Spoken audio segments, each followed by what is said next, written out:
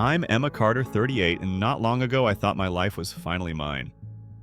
After a painful divorce, I'd carved out a quiet world for me and my daughter Chloe. She was 9, bright shy, with soft brown curls and a habit of hiding in stacks of picture books. I promised her a life free of my own childhood shadows. That promise unraveled the day I lost my apartment. A rent hike, a delayed paycheck, suddenly we had nowhere else to go. My mother Elaine breezed into my new reality with a tight smile and an empty guest room. "Just 6 months," she said. "We'll help until you get back on your feet." I didn't argue. Chloe needed stability. I needed a stopgap. The drive to my parents' house brought back memories I'd buried. Their old brick home felt smaller now, its mustard yellow walls smelling of mothballs and stale tea. My sister Katie, 31, still lived there, working odd jobs and swiping my mother's gossip like it was currency. Katie, with her sharp laughter and Instagram filters, had never forgiven me for leaving home early. She was the golden daughter, even though I'd been the one paying our way through college. Chloe curled in the back seat, her sketchbook open over her knees. I caught her writing something, maybe a story or a list of rules for surviving Grandma's house. I wanted to laugh, wanted to tell her it would be fine. But I remembered my own 9-year-old self hiding in closets while my father yelled. I kept my mouth shut. The first night, Chloe barely slept. New bedroom. Strange creaks, and the whispers from the hallway, my parents trading barbs about my soft parenting style. I tried to ignore it. I let Chloe drift off in my arms, humming lullabies until her breathing evened out. Days passed in a blur of late shifts at the cafe and tense dinners where Katie tossed thinly veiled insults across the table. Chloe learned to make herself small. She stopped asking to sing. She paused before speaking. And then came that Sunday morning, the moment everything changed forever. I still see it in my mind, Chloe on her knees in the sunlight, scrubbing something she shouldn't have touched. When I burst through the hallway door, my heart felt like a bird thrashing against its muds. Chloe's small shoulders were trembling as she scrubbed at the tile, her knuckles white with effort. The bleach stung her skin, but she didn't flinch. Behind her, Katie stood grinning, phone raised like a trophy. Mom sat in the worn armchair, sips of tea punctuating each laugh as if she were watching a puppet show. The iron chandelier over our heads felt like a silent judge. I wanted to scream. My throat locked instead. I knelt beside Chloe, slid my coat around her shaking frame, and whispered her name. Katie snapped a final pic before lowering her phone, her smirk widening. She needed to learn respect, she said, tossing me a challenge. My hands closed into fists so tight that I tasted copper. Outside, the late afternoon sun cast long shadows, turning the hallway into a tunnel of unspoken threats. I scooped Chloe in my arms and turned toward the door, leaving Katie's laughter behind. But the echo of that laughter followed me down the steps, pooling in my chest like acid. As we stepped into the street, the sky above felt vast and judgmental. I pressed Chloe close and vowed I would never let that moment define us, but I didn't yet know what defining it would cost me. That night, we huddled on the rooftop balcony of our new apartment, the building's red bricks smelling faintly of rain and yeast from the bakery below. Chloe clung to me, her sketches scattered at our feet like fallen leaves. The city lights flickered at a distance, tiny stars fallen to earth, and I wondered if we were still standing on solid ground. My mind raced through lists of lawyers, emergency shelters, friends who might answer the phone.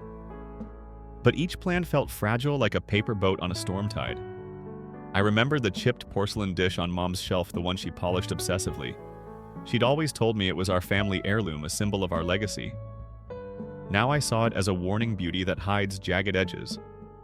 My breath came in slow, shuddering waves as Chloe's eyelids fluttered against exhaustion. "Mom," she whispered.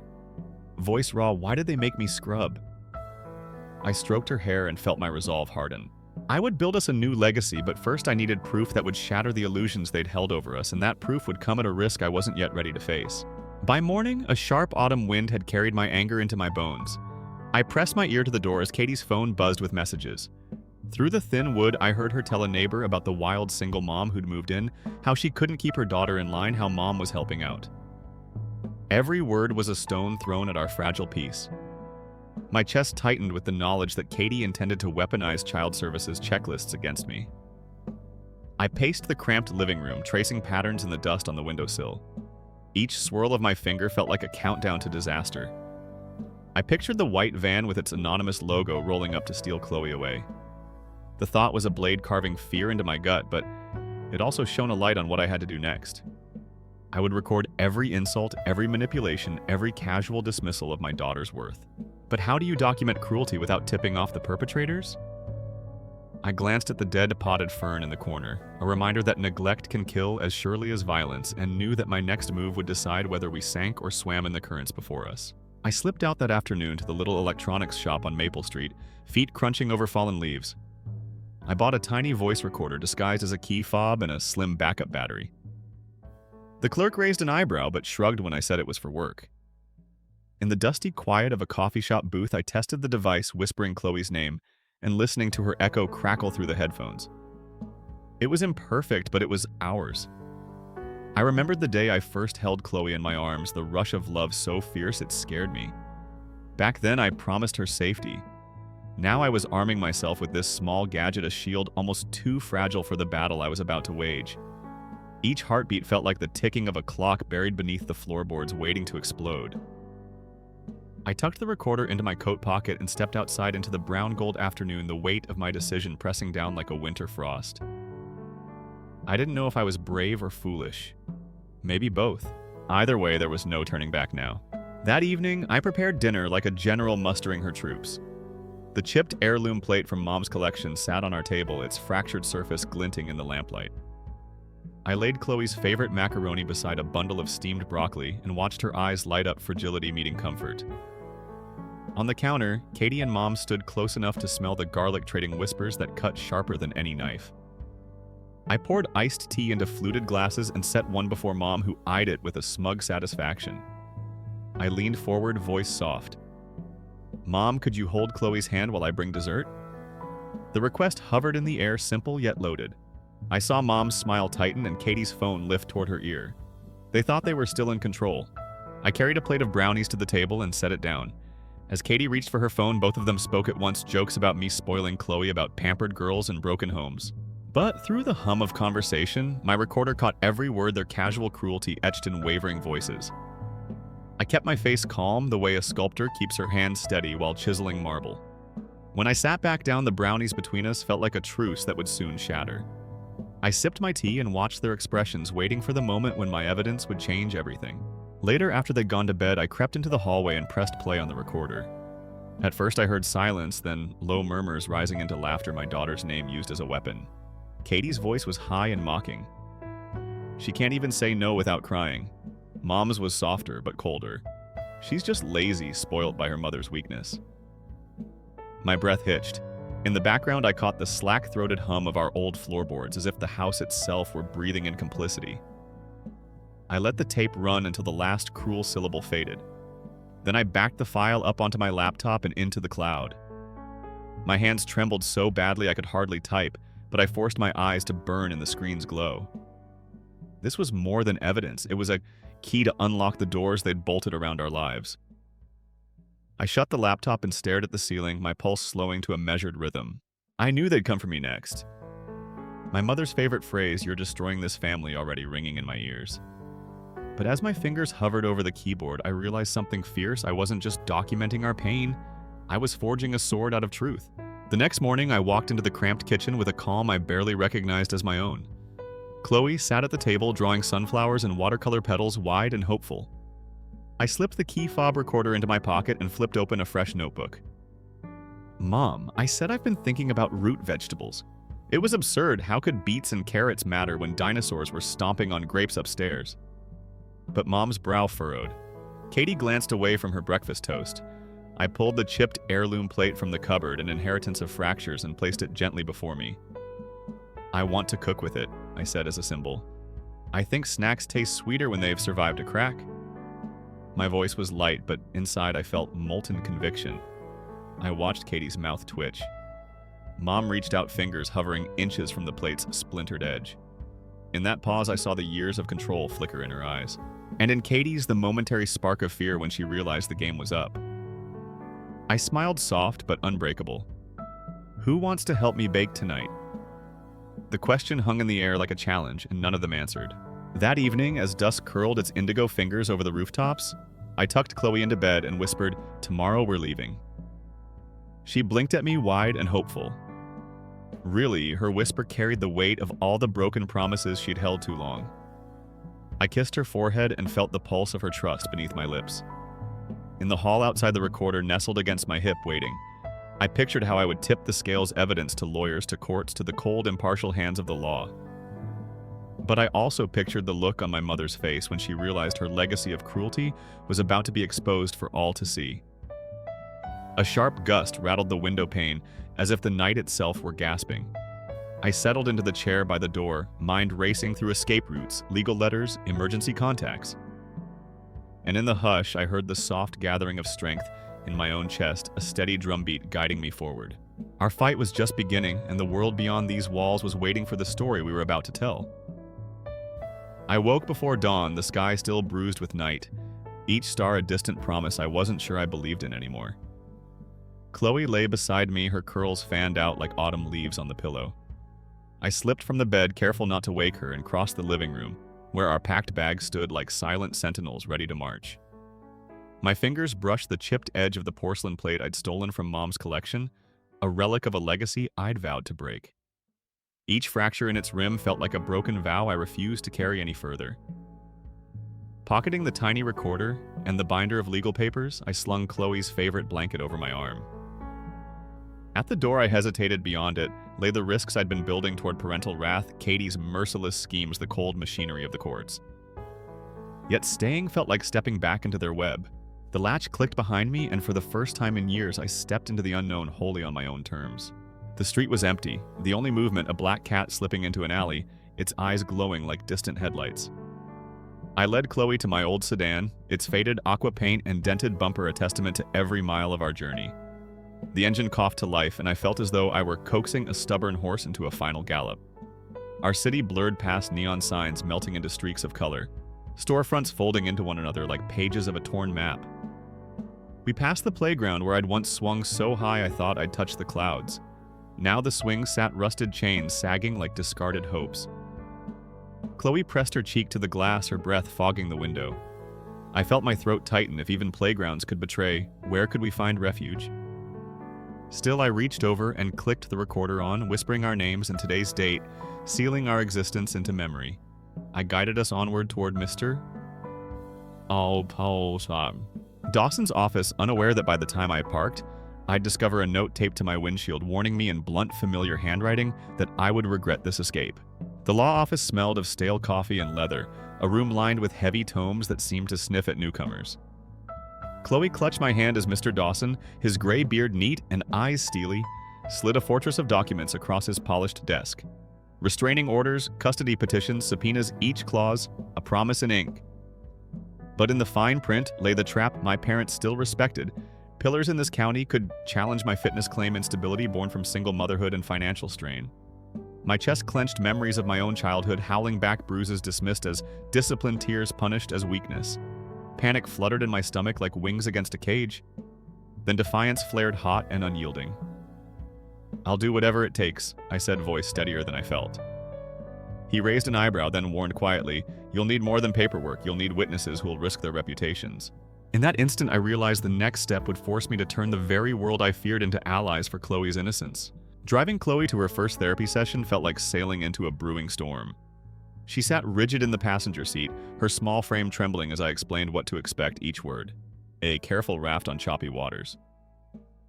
The clinic's brick facade and muted blue trim looked unthreatening, but inside a lavender-scented waiting room, I sensed the weight of judgment hanging in the air. Dr. Patel greeted us with a kindness so rare it felt fragile like a moth's wing. Chloe hovered between me and the door, wary of every leather chair and quiet footstep.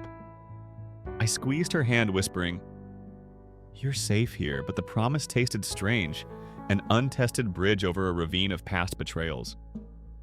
When she emerged, eyelashes wet but face set with relief, I felt a flicker of hope as though a butterfly had stirred in my chest. Yet I also knew that trusting another adult with our wounds carried its own gamble. Even professionals could fail. As we stepped back into the car, the sky had lightened to gray, and I realized that healing would demand a courage deeper than any legal battle. That afternoon, I replayed the morning's recordings in the quiet of the car. Katie's mocking laughter, Mom's placid dismissal of Chloe's tears. Each cruel syllable landed like a hammer blow, but also formed the bedrock of our case. My finger hovered over the delete key as my phone chimed, a text from an unknown number that made my blood ice. "Drop this, Emma, or you'll regret it." It read the threat as familiar as Katie's smirk. My pulse thundered. Fear and fury tangled in my veins. Yet beneath them lay a steady resolve no threat could diminish the truth I now carried. I typed back, "Try me," and hit send. The trembling in my hands surprised me. I realized the line I'd crossed from victim to warrior, defending my daughter's dignity at any cost. As the message delivered its ominous promise, I felt a fierce clarity there was no going back. We found refuge that night at Mrs. Hawkins's house, an oasis of warm lights and wind chimes that tinkled like laughter in the breeze. My college roommate fussed over Chloe's messy curls and brewed mint tea that smelled of new beginnings. The air inside was soft, almost too gentle. I unpacked our belongings, placing the recorder next to an olive sapling on the windowsill, its slender branches yearning toward the light, a living symbol of peace I craved. Chloe curled on the sofa, tracing patterns on the cushions with her fingertips. I sat beside her and promised, "Here you can just be you." She gave me a fragile smile, and for a moment I believed in sanctuary. But I also recognized that kindness without strategy could leave us exposed again. I kissed her forehead, feeling the steady beat of her trust against my lips, and vowed that tomorrow I'd draw walls so solid that no predator blood or otherwise could breach them. Late that night, as rain whispered against the windowpane, I scrolled through my email to find an alert. Someone had posted an anonymous essay exposing my family's cruelty, quoting details only I could know. Comments poured in, mothers confessing similar horrors, strangers thanking the writer for giving voice to hidden pain. But when I saw the blurred still of Chloe kneeling, bleach in hand, my heart sank. Someone had leaked Katie's video stripping my daughter's privacy bare. Shame and rage collided in my chest, and I sat frozen in the dark, the olive sapling's silhouette, a silent witness to my turmoil. Delete the post and risk erasing my own testimony, and leave it up and expose Chloe's vulnerability to the world. My thumb hovered above both options, and the only thing certain was that each choice would cost us something irreplaceable. The next morning, I arranged to meet Mom at a cafe halfway between her house and mine. I told Chloe it was an errand, a trip to get books, anything to spare her anxiety. At the cafe, Mom sat alone, latte cooling beside her as though unaware of the storm gathering. I slid into the booth across from her, the recorder tucked discreetly against my hip. Her eyes flickered with guilt, but she tried to cloak it in serenity. I laid out the evidence, audio-video messages, and watched her facade crumble. When I said, "You can admit it now or face the court," her voice shook. "You don't have to do this." My chest constricted at the echo of little Emma seeking approval, but I had grown past that child. The woman across from me was an architect of humiliation, and I whispered, "I have to." Outside, rain fell in cleansing sheets, and I stood, leaving behind the warmth of the heater and her pleading gaze. As I walked away, each drop felt like a baptism. I was done running, and the next step would take us beyond confrontation into the true reckoning that awaited. I woke before sunrise again, heart pounding like a drumbeat in my chest as I stared at the chipped porcelain plate on the kitchen table. Its jagged edge caught the first pale light, reminding me how beauty can hide sharp fragments ready to cut. Chloe slept soundly in the next room, clutching her blanket like a lifeline. Today was the hearing the day I risked everything to protect her. Outside, the wind chimes on Mrs. Hawkins's porch tinkled in the brittle morning air as if urging me forward. I poured coffee into a mug that trembled in my hands, feeling the weight of every choice pressing down. If I lost my daughter, could end up back in that house scrubbing toilets for a laugh.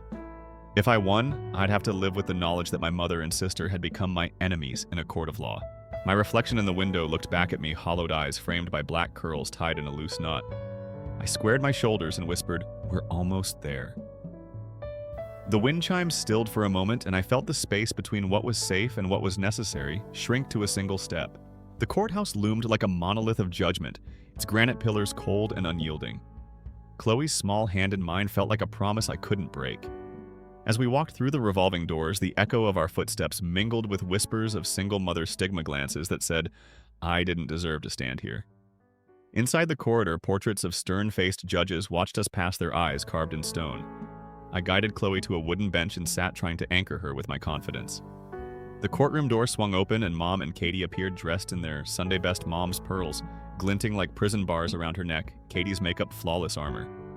My breath hitched, but I gripped Chloe's hand tighter, my palm warm against hers. When the bailiff called our case, I rose, feeling the swell of voices echo in my ears. The paradox struck me. I was suing my own blood, yet for the first time I felt I belonged in this hall of justice more than they did. Mr. Dawson called the first witness, Mrs. Ramirez, our neighbor, who'd once smiled politely until she saw Chloe's bruised hands. She recounted how Katie had yelled from her window, "Stop whining, you're not a baby," when Chloe cried over spilled milk. Her testimony landed like a pebble in still water ripples, reaching every corner of the gallery. Next was Dr. Patel, the therapist who described Chloe's nightmares of tiles and bleach, her whispered fear of being dirty. When asked if these were signs of emotional abuse, her answer was unequivocal, and the judge's gavel hovered in midair like a judge's paused breath. Then, in a twist no one expected, Katie's attorney called my mother to the stand. I watched Mom's composure crack as she denied every claim, her voice brittle. At the end, the attorney asked if she'd ever forced a child to scrub a toilet by hand. Mom paused, her silence spoke louder than any confession. The courtroom felt suspended like a breath held before a plunge. Outside, the noon sun pressed down on us as we waited for the verdict. Chloe leaned against my coat, her curls brushing my shoulder. The social worker who accompanied us noticed the chipped plate peeking from my bag. She said it looked like a broken halo, a symbol of innocence fractured by cruelty. I nodded, feeling the weight of that image settle over me. A murmur ran through the crowd as the judge returned. He spoke of generational patterns of shame used as discipline, of the right of a child to grow without humiliation.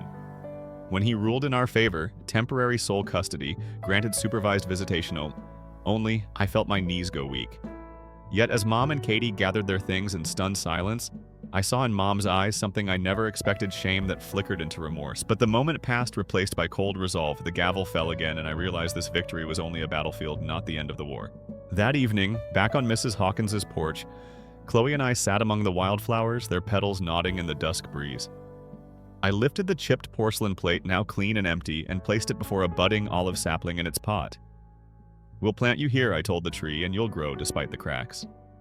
Chloe traced the sapling's delicate leaves and smiled her smile, not shy but steady, like sunlight breaking through storm clouds. Yet beneath that calm, I felt a ripple of unease. The online community had caught wind of the trial.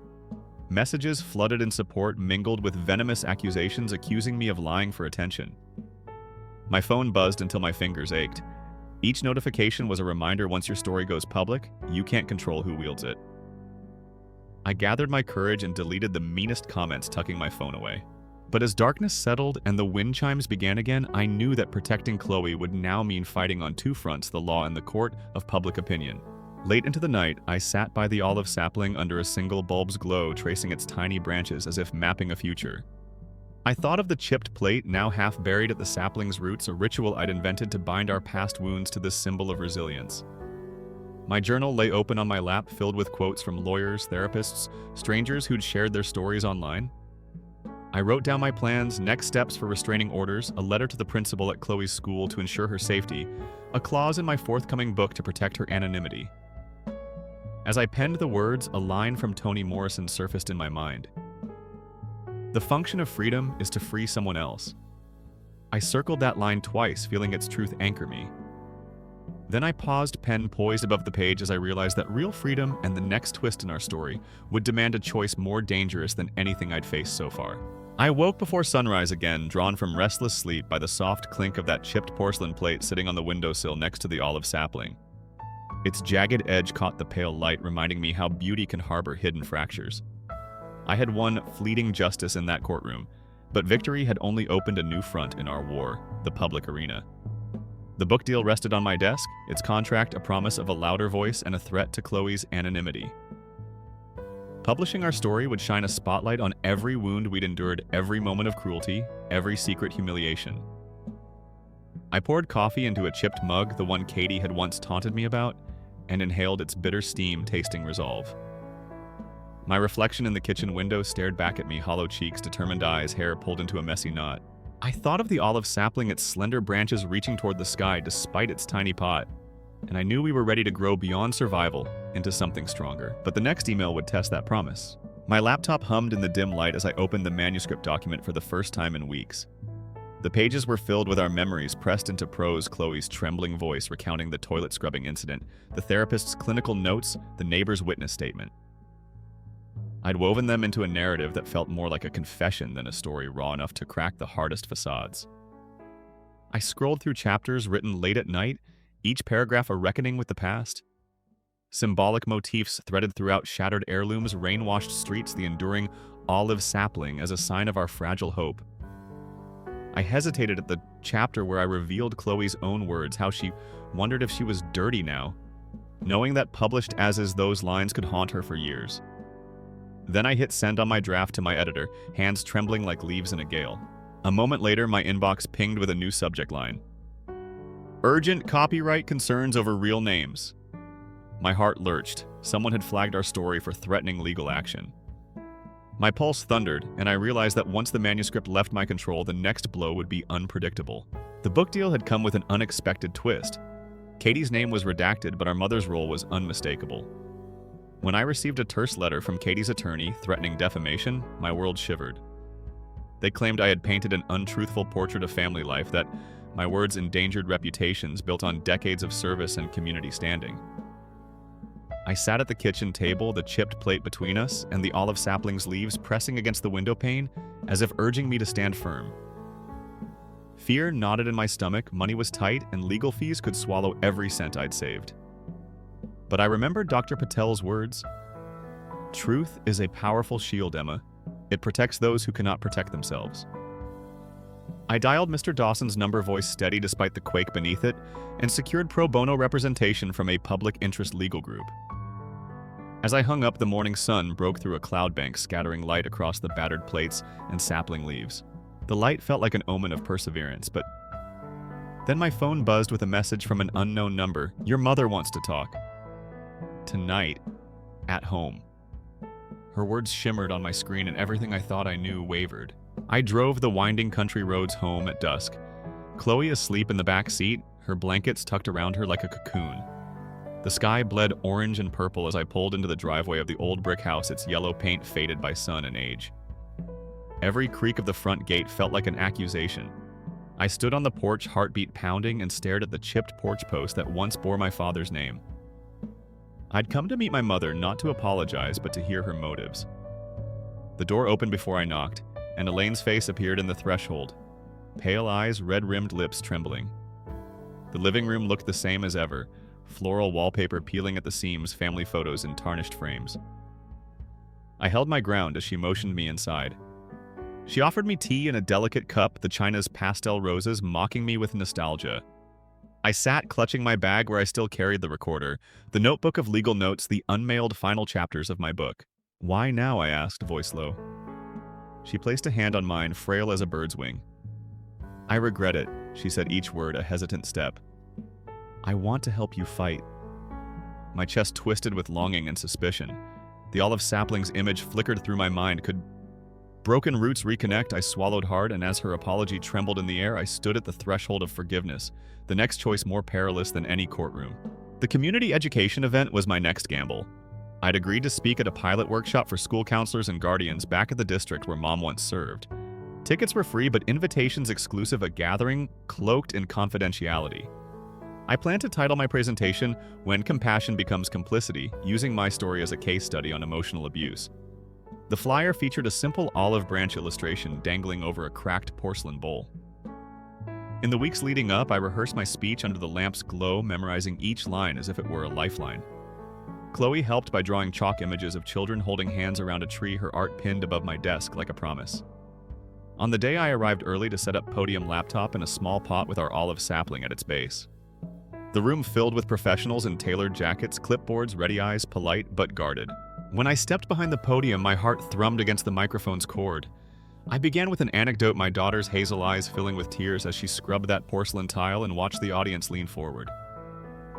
Midway, I cued a blurred still from the video Katie had filmed, projected onto the screen. Gasps rippled through the mock crowd, and I felt a raw electricity in the air. Then, from the back row, a murmur someone pointed, and I saw my sister slink in her makeup undone face, pale. My pulse spiked as our eyes met, and in that moment, I knew the narrative had shifted irreversibly. My voice wavered as I pressed play on the recording of Mom's voice dismissing Chloe's tears, then Katie's mocking laughter. The room fell silent. Professional detachment giving way to shock, then anger. A counselor rose, eyes wet, and asked if she could approach the stage. She held out a folder with testimonials from other survivors, stories of shaming disguised as tough love of vulnerability labeled as weakness. A flood of hands went up. Questions tumbled out in rapid succession. I answered them with measured calm, each response a reclamation of power. But beneath the surface, adrenaline coursed through me like wildfire, emboldening every word. When the session ended, the organizers insisted on a Q&A panel. Every query felt like a chance to expose the hidden truths of our culture: how single mothers are judged, how empathy is seen as a liability, how laughter can become a weapon. At the edge of the stage, out of the spotlight, I glimpsed Mom and Katie huddled together, faces ashen. They were witnessing their legacy collapse, and I felt a quiet triumph blended with sorrow. The final question asked what I saw for the future.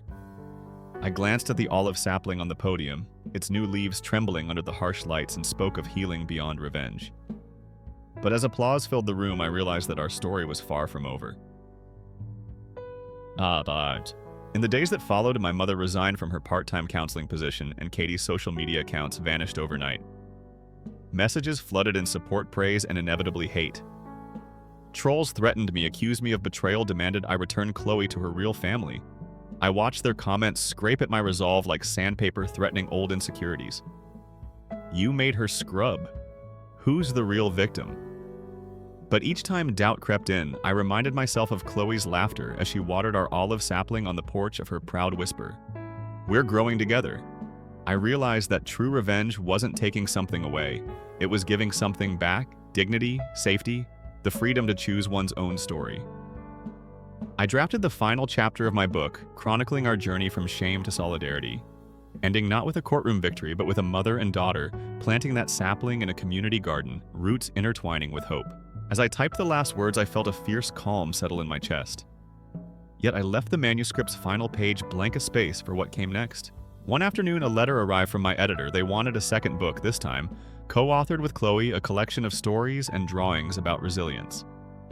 I unfolded the crisp envelope with trembling fingers, glancing at the chipped plate on my desk and the olive sapling whose branches now brushed the ceiling. Chloe peeked around the corner, eyes bright with curiosity. I knelt beside her and held out the letter like an invitation. They want our story, I said softly.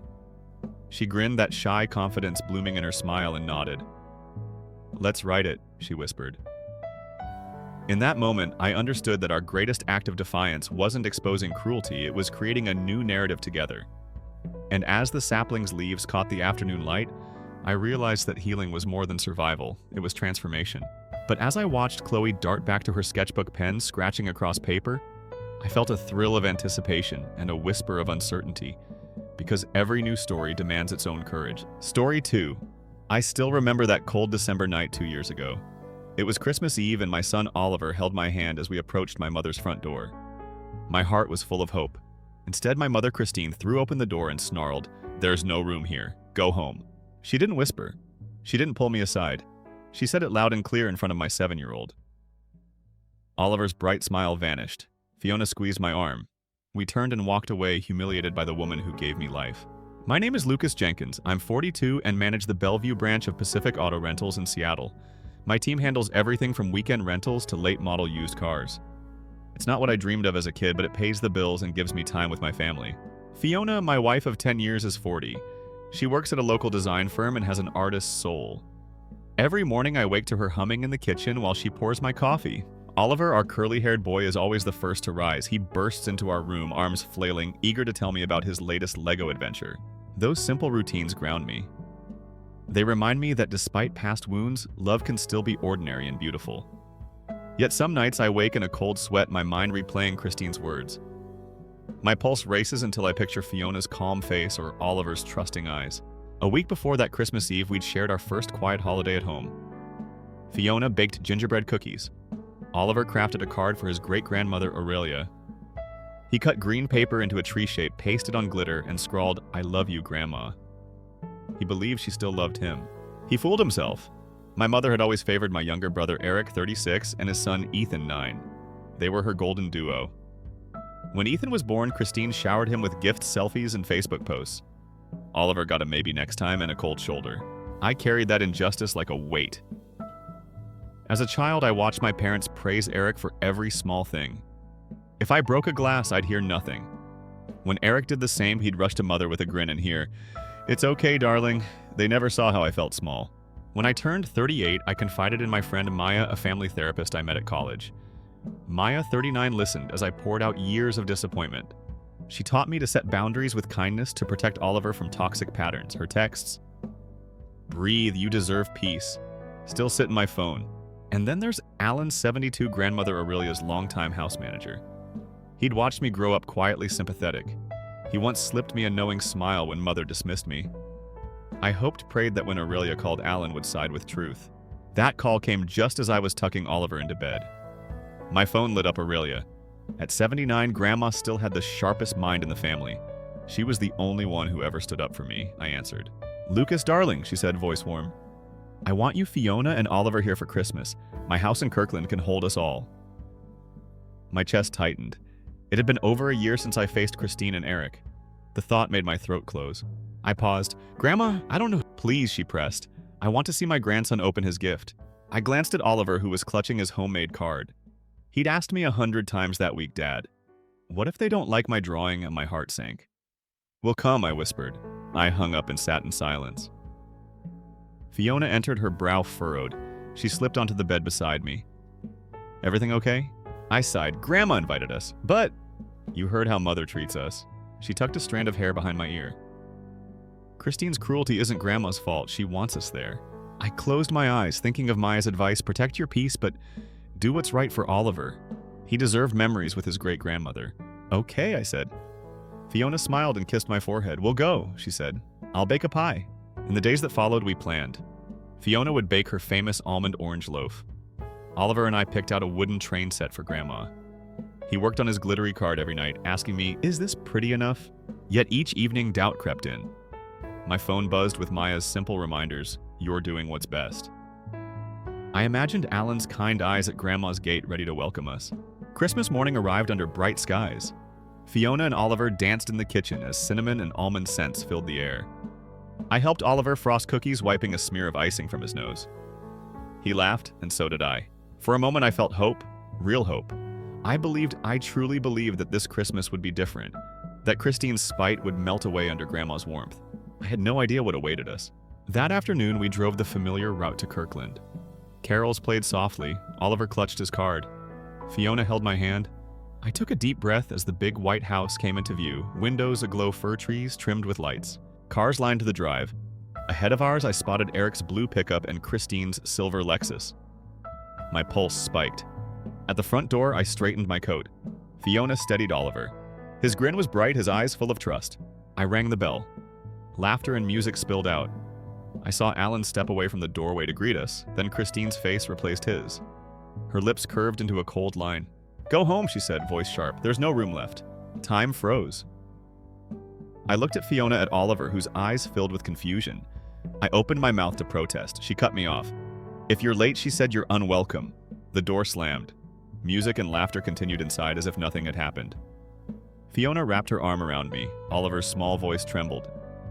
"Dad, why won't they let us in?" I swallowed hard. My son deserved better than silence. I whispered, "Come on," and led them away. In that moment, I vowed to protect my family no matter what it cost. We slid into the car in stunned silence. Oliver's small shoulders trembled as he clutched his handmade card, its glittered edges bent from his grip. Fiona pressed his mittened hand. "Let's go," she whispered. I stared at my mother's door, feeling the winter wind slice through my coat. My pulse pounded. We drove away without a word. I pulled into a 24-hour cafe a few blocks down. Neon lights buzzed through the windshield. We sat in a booth. Oliver poked at cold pancakes under a glaze of syrup. Fiona rubbed my arm. "Do you want to call Grandma?" she asked softly. My throat tightened. I needed answers more than comfort. I nodded. When Aurelia's name lit up my phone, hope and dread seized me at once. I answered on the first ring. "Lucas, darling. Where are you?" Her voice trembled with concern. I nearly apologized for waking her. Instead, I blurted out, "Mother told us there was no room. She literally shut the door on us." "Impossible," Grandma replied. "I never said that." My blood ran cold. Fiona covered my other hand. I tuned out the waitress, clearing her throat. "Are you certain?" I pressed. "I swear," she said. "Go back. I want to see Oliver's card." I turned the car around on a snowy side street. Streetlights blurred as I rushed back toward her house. Oliver fell asleep in his seat card still in hand. Fiona squeezed my palm. She'll fix this, she promised. When we pulled up again, flakes drifted onto the driveway, dusting parked cars. This time, Aurelia stood on the porch, flanked by Alan, her caretaker. Christine and Dad Robert hovered behind them, their expressions stiff. Eric, my brother, his wife Sue, and little Ethan watched us with wide eyes. Lucas' grandma called, her voice firm. I carried my son up the steps. He stirred, blinking blearily. Great-grandma, he whispered. Yes, sweetheart, she soothed, bending to kiss his forehead. Then she turned to Christine. Why did you send them away? My mother's face went ash-white. She stammered, I thought you didn't want company. Aurelia's eyes narrowed. Alan, show the footage. Alan tapped a tablet. The live stream from the front door camera filled the screen. We all watched in horrified silence as Christine's unmistakable voice rang out. There's no room here, go home. Then the door slammed. Fiona gasped. Ethan clung to Sue's skirt. Even Eric's jaw dropped. No one spoke. Then Aurelia lifted her chin. In this house, she said, her tone steel, we honor kindness and love. She looked directly at my parents. You chose cruelty over compassion. You forfeit your place here. My mother gasped.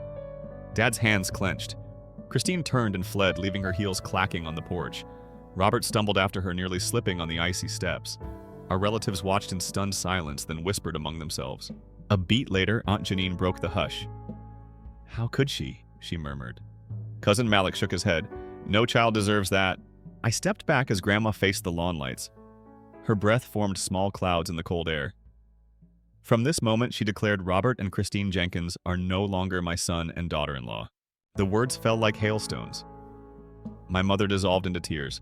My father's throat bobbed as he tried to speak.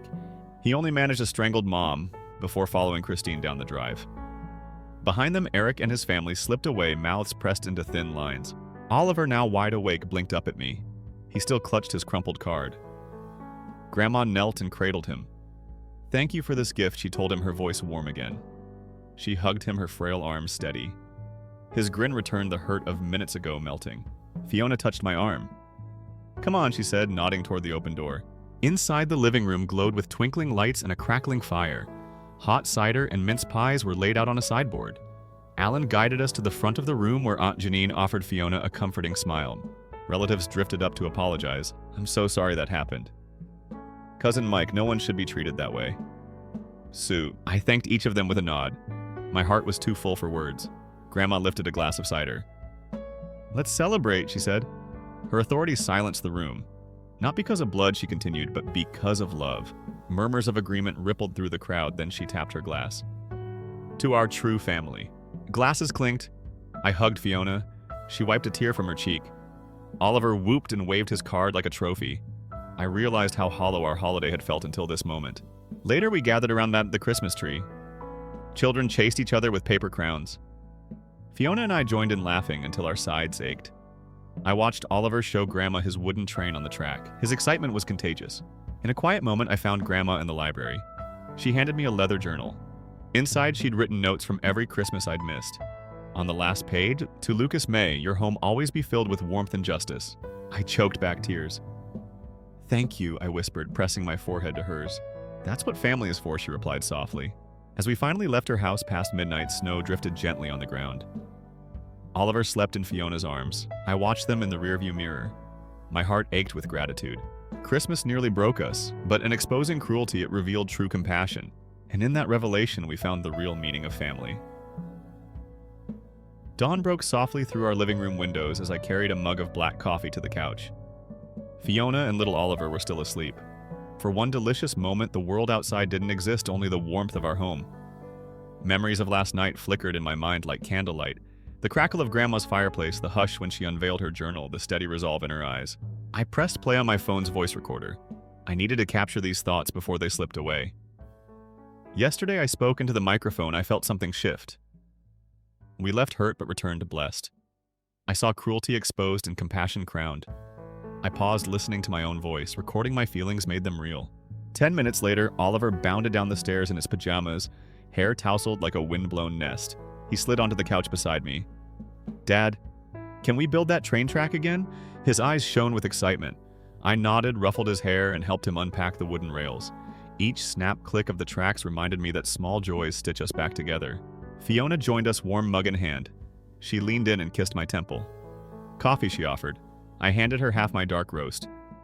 Her lips curved. Thank you for last night, she murmured. I saw something in your eyes, a peace you've never had. I swallowed hard. She was right. Grandma's bold stand created space for us to breathe. At noon, my phone buzzed David Lawson, attorney. Grandma's lawyer had sent an email summarizing her estate plan. I opened it in the sunlit kitchen.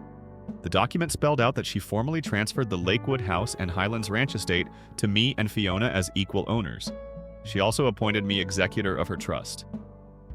My fingers trembled. Fiona reached over. Are you okay? I nodded, reading on. The email noted that Robert and Christine Jenkins had 30 days to appeal, after which they'd forfeit any claim. My throat tightened at the legalese, but Grandma's words at the bottom gave me chills. Lucas, hold fast to justice. Protect those you love. This is my final gift. I closed my laptop. Justice, protection. Grandma knew what mattered. I felt her faith anchoring me. That afternoon, I met Maya at our favorite cafe, Cherry Blossom Press. Her eyes lit up when I arrived. How did it go? She asked, diapers of latte foam clinging to her lips. I swallowed back emotion. Better than I dared hope, I said. Then I told her everything: last night's confrontation, the property transfer, the email. Maya nodded thoughtfully. You're stepping into new responsibility, she said. You'll need boundaries, Lucas, and support. She sketched a quick mind map on a napkin: legal counsel, family therapy, financial planning, self-care. Her handwriting looped elegantly. I stared at it. It made sense. Back home, I felt a mix of elation and dread. I'd just inherited nearly $2 million worth of real estate. It was a puzzle: preserve Grandma's legacy, protect my family, and avoid repeating old mistakes. That evening, I phoned Alan, Grandma's caretaker. He agreed to meet me tomorrow at the Lakewood property.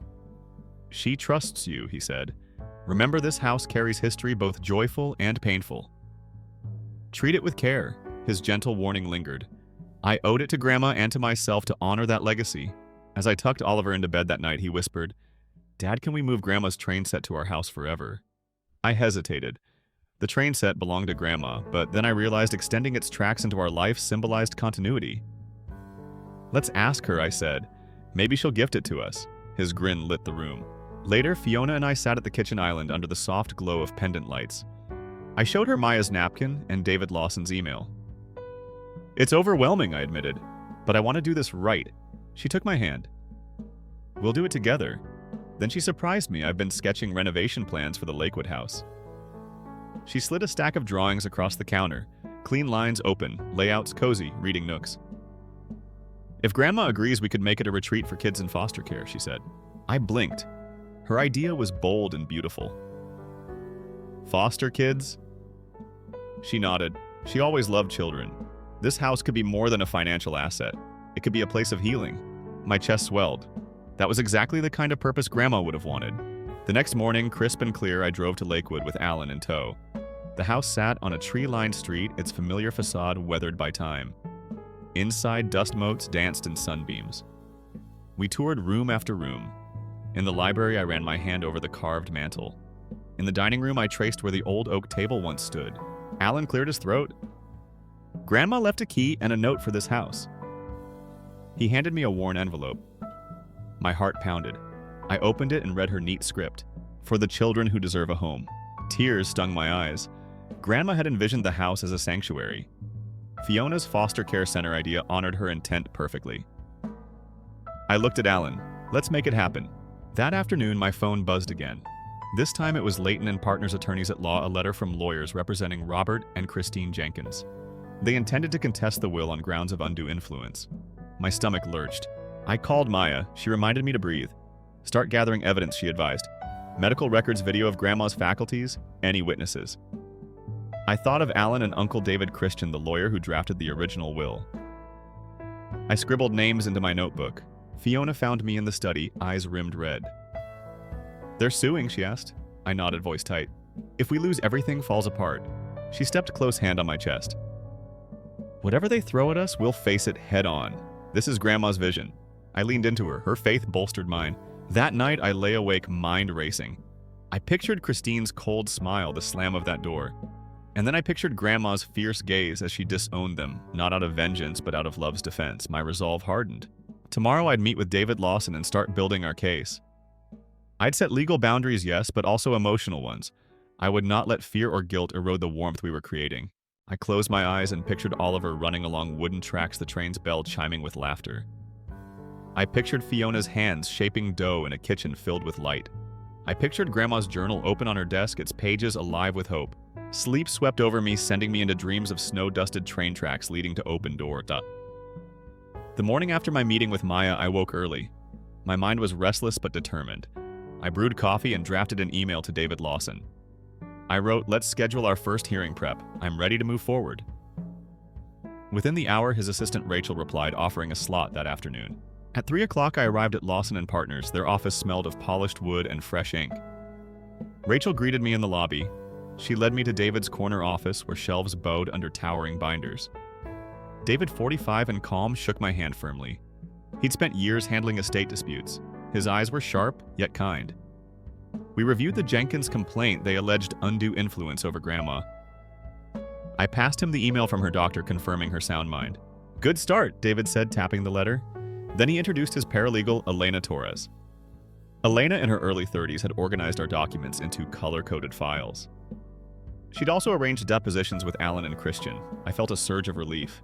We had allies in this fight. Over the next 2 days, Elena and I combed through medical records. Grandma's physician's reports, Christmas video footage, and her handwritten journal entries all pointed to her clear intent. Alan agreed to testify on her behalf. Christian, the lawyer who originally drafted the will, reviewed his notes and confirmed there was no coercion. Each piece of evidence reinforced our case. The hearing day arrived on a gray Tuesday. I stood in the hallway of King County Superior Court, heart thudding like a drum. Fiona squeezed my hand. She wore a soft navy blazer. Oliver had spent the morning with Grandma. He was safe at her house. Inside the courtroom, Jenkins' counsel paced and whispered to Christine and Robert. Their faces were taut with anxiety. I felt a pang of pity, but I refused to waver. Judge Patel presided. She was known for her fair but firm rulings.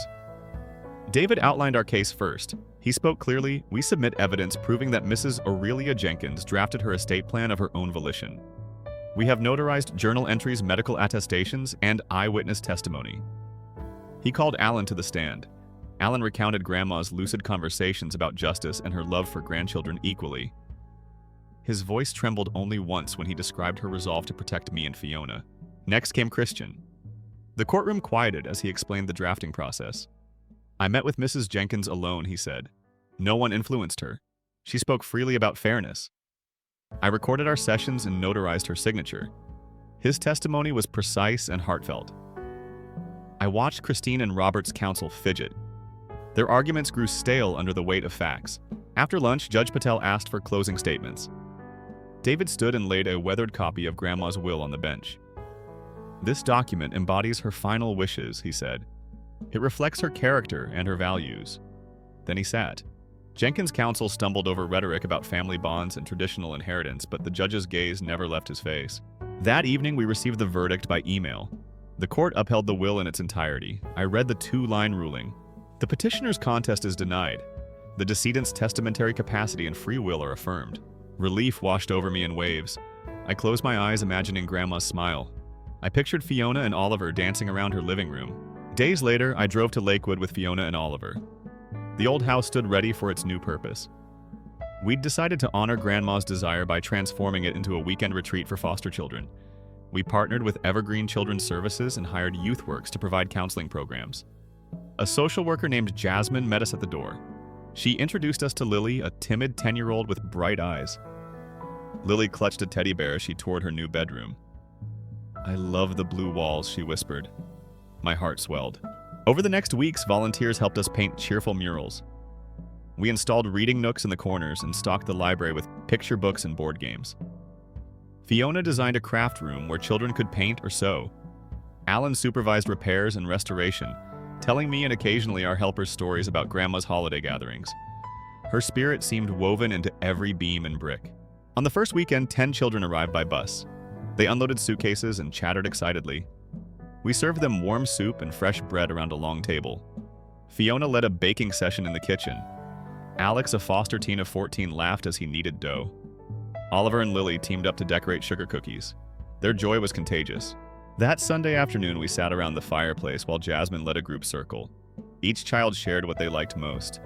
Some mentioned new friendships, others said they felt safe here. When it was my turn, I told them, this house belonged to my grandmother. She believed every child deserves a home filled with love. I looked at their faces. They were bright and open. In that moment, I understood Grandma's true legacy hope in the hearts of children. Later, as the sun dipped below the fir trees, Fiona and I walked the long driveway hand in hand.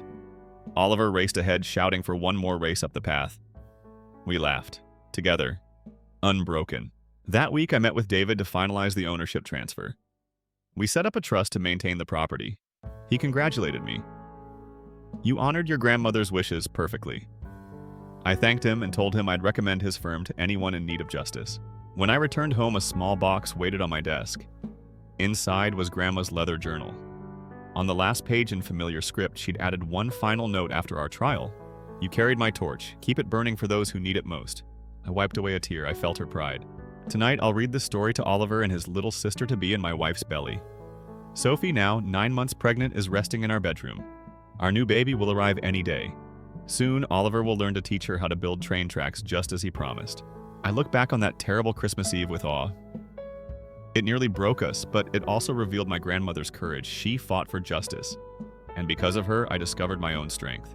My life now is full. I protect my family. I protect the children who need a home. I keep Grandma's torch burning bright. And when friends ask me how I found hope after cruelty, I tell them love is worth fighting for and justice is its guardian. Story 3, I never saw it coming. I got the invitation 2 weeks before Lucas's baby shower. My heart sank when I read the Carter family in the header. I built that apartment with my own savings. I paid every bill on time. I fixed every leaking pipe. I never asked for thanks. I wasn't ready for their surprise. I'm Jade Carter, 29. 5 years ago, I scraped together every cent from side gigs and late shifts. My goal was simple: own a home in the city I love. My friends teased me. They called me Mortgage Maven. I didn't mind. I liked the nickname. It meant I made choices they wouldn't. By month 24, I cleared the last dime of debt. I painted the walls dove gray. I hung plants in the windows. A small balcony looked out on oak trees. My cat Pluto claimed the sunshine corner every afternoon. I woke up each morning proud. This was mine. When my cousin Maya texted the address, she added a wink. You'll love Helen's cake. Helen is my mother, 58 queen of themed desserts. Maya spoke cautiously. She knows our family drama. A week earlier, she'd forwarded me an article about family surprises gone wrong. I laughed it off. I trusted Mother. I should have known better. I pulled into the parking lot and saw plastic balloons arching over twin tables. Pastel ribbons fluttered in the breeze. An upside-down pram sat on one table like it belonged in a gallery. Aunt Sylvia, 54, waved me in. She's Mother's oldest sister and the least wedded to family secrets. I smiled. She looked strained.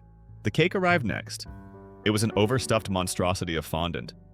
Edible pearls clung to sugar ruffles like oversized earrings. Tiny plastic booties perched on top.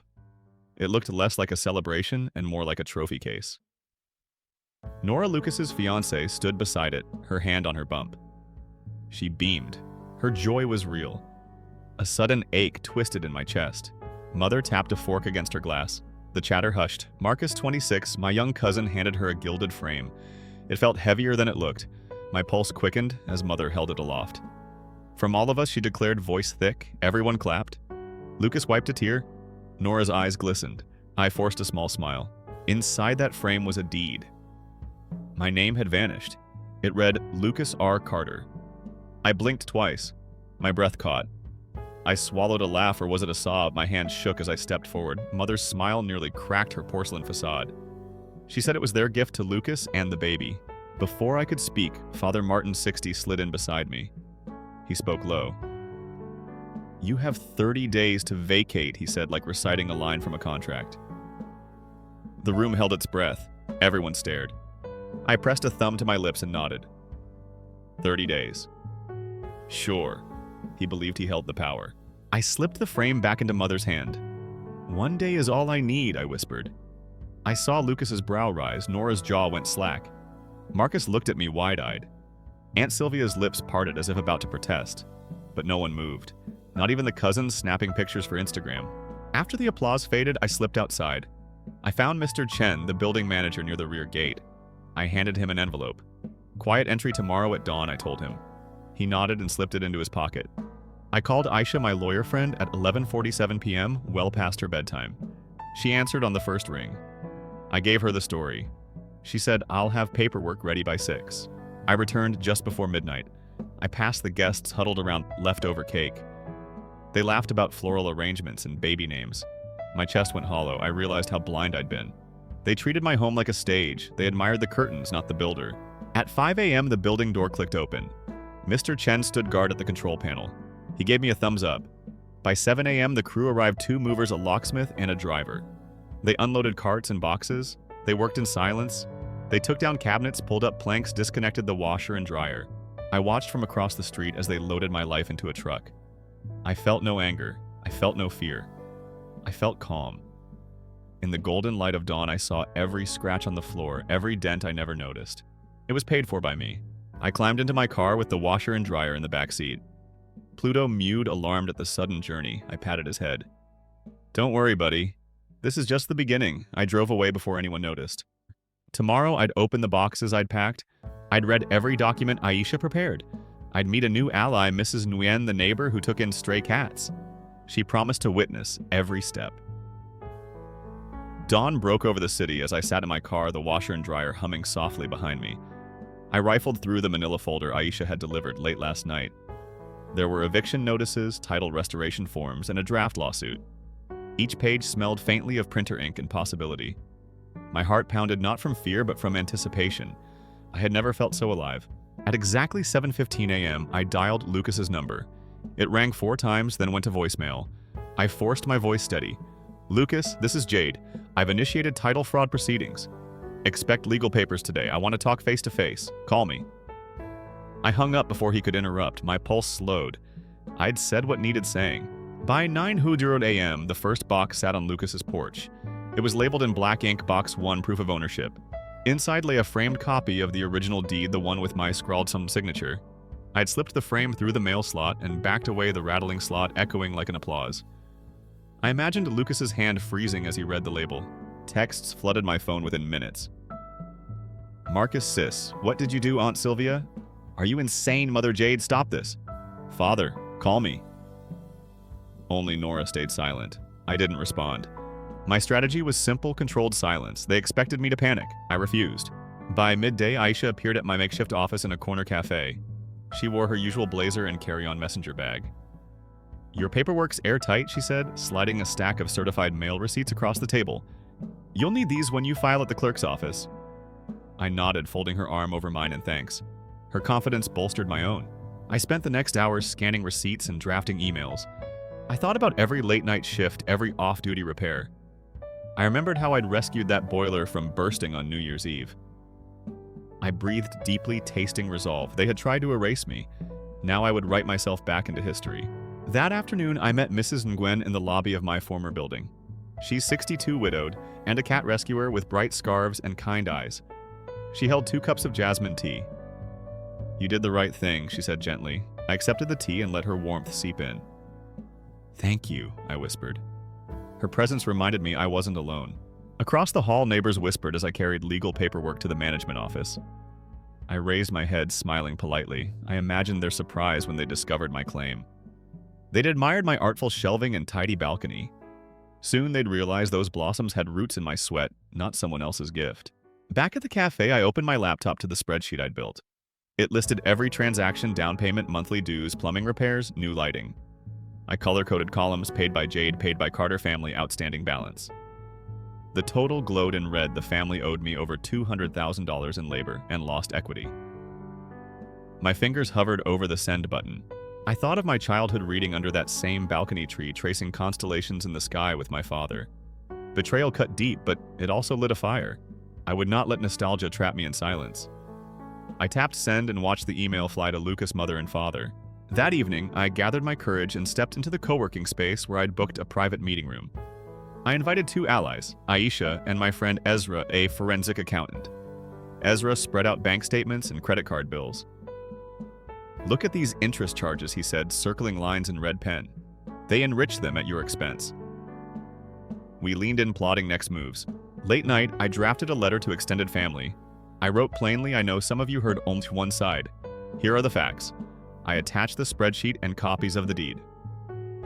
I hit reply all and closed my laptop. A hollow silence followed, broken only by my breathing. Before dawn, I received my first legal response. Lucas's attorney demanded I withdraw my claims or face defamation charges. His email was polite but threatening. I screenshot it and forwarded it to Aisha. She replied with a thumbs up emoji. They're bluffing. I smiled, a glint of triumph in my chest. I slept fitfully. Dreams of shattered frames and empty rooms drifted through my mind. When morning came, I felt steady. I opened my journal and wrote, I stand for myself. I will rebuild. Part 3 begins with Lucas knocking at my door and ends with him seeing my next move. For now, I sit with Pluto on my new balcony, the city humming below. I breathe the promise of tomorrow and sip my jasmine tea. This story is far from over. Lucas knocked at my door at exactly 10:23 a.m. I froze, heart hammering, then slid the deadbolt open. He stood there in his worn blue hoodie eyes, rimmed red from too many restless nights. Jade, he said quietly, voice small and raw, we need to talk. I stepped aside and motioned him in. Pluto, my gray tabby, brushed past Lucas's legs and wound around his ankles. He gave a half smile at the cat. Pluto purred with approval. The living room was spare, a single dove gray sofa, a reading lamp, and a low coffee table. On the table sat a neat stack of documents tied with red ribbon. Lucas's gaze flicked from Pluto to that ribbon. This another stunt, he asked, voice cracking. Your email? The lawsuit? I reached over and untied the ribbon. Open it, I said softly. He peeled back the paper and found invoice after invoice, plumbing repairs, new lighting fixtures, tax statements, insurance premiums, every dollar I'd poured into that apartment. His hand trembled as he flipped pages. You did all this, he whispered. I nodded. Every bolt, every repair, every late fee. He looked up, guilt and shame flickering across his face. I didn't know. I closed my laptop beside us. You took my home. His voice dropped to a whisper. We thought we were honoring you. By stealing my name off the deed, I snapped. He looked away, unable to meet my eyes. The silence stretched until I spoke again. What now, he asked, voice small. I stood and moved toward the balcony. Come see. He followed. A row of 8 uniform boxes lined the railing, each labeled in crisp black letters, repairs, taxes. Legal personal costs, lost equity, shared expenses, family fund, Pluto's care. Lucas's breath caught. What is all that? I gestured. Your responsibility. I've documented everything. I want you to read it, then decide how to make this right. He stepped closer, hand hovering over the repairs box. Papers rustled inside. His brow furrowed. I don't know how. I crouched next to him. Here's how. Open 1 box per day. Read it. Write your response. We'll meet and negotiate. He let out a bitter laugh. Negotiate. I shrugged. Yes, you propose. I decide if it's enough. He closed his eyes, then nodded. Okay? I straightened. One more thing. He looked up wary. My phone buzzed. I read the message, June 12th, 9 a.m., public title restoration hearing. I held up the screen. A formal hearing. Notice runs in tomorrow's paper. He paled. A hearing. I nodded. You'll testify under oath. He dropped the nearest box. Papers fluttered like startled birds. He stared at me. You're serious. More serious than any birthday gift, I replied. He took a shuddering breath. I'll do it. I smiled, a steady warmth in my chest. Tomorrow, box 1, repairs and taxes. He looked at the stack again, then at me. This your next move? I nodded, yes. He swallowed and turned to leave. At the threshold, he paused. I held out a small card on the coffee table, June 12th, 6 p.m. Family reconciliation, picnic, Riverview Park. He glanced at it, then back at me. His voice barely audible. A picnic. I offered him a calm smile. Everyone's invited. He took a step back, then closed the door quietly. I watched the handle fall. Then I turned to the boxes, my proof, my future, my power reclaimed. Tomorrow, Lucas will see box 1. And after that, well, they'll all see what I'm capable of. I woke before dawn, the sky still ink dark. Today was the picnic at Riverview Park, and the culmination of everything I'd fought for. I packed coolers with iced tea and lemonade, double-checked my basket of printed packets, and traced the ribbon around my journal. Pluto wound around my calves as I slipped out his purr, a steady drum in the cool air. Riverview Park lay a mile away, its rolling lawn sloping down to the river. I arrived at noon and laid out 8 blankets in a loose circle. Each blanket had a wicker basket at its center labeled with one word: repairs. Taxes, equity, family, buds, care, truth, dignity. Inside each lay documents, invoices, notices, spreadsheets, and personal letters, every proof of what I'd built and what they'd taken. By 3 p.m., Lucas arrived in a rented blazer, face drawn and eyes wary. He carried the first basket marked repairs. We sat side by side on the third blanket. He lifted the lid and found every plumbing bill, every spare parts receipt, every hour I'd spent fixing leaky pipes. His hands shook as he thumbed through the pages. I never saw he whispered. You should have asked, I said softly. He met my gaze, shame and relief tangled in his eyes. I'm sorry. I nodded, my chest aching. Thank you. Aunt Sylvia came next. She knelt and hugged me before looking at the family packet. She wept, clutching the folder to her chest. Mother hovered at the edge of the blankets, clutching a plate of fruit. She placed it beside me and sank down, folding me into a trembling embrace. I was wrong, she said. I'm so sorry. I held her, feeling her tears warm my shoulder. I let her apology in. Father arrived last, carrying 2 folding chairs and a stack of court papers. He sat handing me the documents, the judge's order restoring title, in my name dated June 12th. He read in silence, then looked up. His eyes were clear.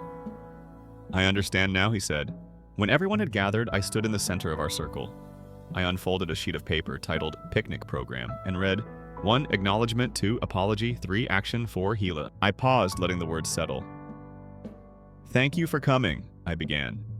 My voice wavered but held. This picnic is proof that we can rebuild. I refuse to be silenced. I refuse to be erased. Today I ask you to stand with me not as recipients of charity, but as participants in restoration. I pointed to the baskets. Open them, read them, reflect, then share how you'll make it right. For the next hour, we moved blanket to blanket. Lucas proposed painting my balcony together. Mother offered to manage my budget spreadsheets. Aunt Sylvia volunteered to host our family holiday. Father promised to handle tax filings. Each pledge felt like a brick laid in a new foundation. At sunset, we stood in a circle, hands joined. The river glinted behind us. I closed my eyes and breathed in the moment. I felt family flawed but present, restoring piece by piece. That night, I hung the watercolor Lucas painted of Riverview Park above the sofa. It captured our picnic blankets, baskets, and the river's curve. I ran my fingers over the frame and smiled. In the morning, I walked through my apartment.